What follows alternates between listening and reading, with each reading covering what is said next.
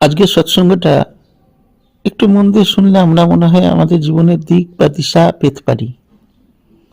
আমাদের সবার পরিচিত ডক্টর মন্ডল সাহেব, সায়েন্টিস্ট, ছেলের বিয়ে দেওয়ার জন্য একদম পাগল হয়ে গেছিল। ছেলের বিয়ে না দিলে বোধহয় একদম লগ্ন ভ্রষ্ট হয়ে যাবে, এরকম চিন্তা ভাবনা ছিল। সেই অবস্থায় গিয়ে ছেলের বিয়ে দিয়েছে।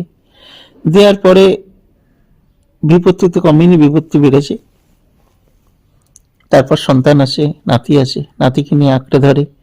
নাতি ঈশ্বরের কৃপায় নানান রোগে আক্রান্ত, এখন অনেক ভালো আছে, আস্তে আস্তে ভালো হবে। কিন্তু এটা হচ্ছে নিয়ম যে আমরা যত বেশি ইচ্ছা তৈরি করব তত আমরা পাকের মধ্যে ঢুকবো, দলদল মেয়ে ফাঁসবো।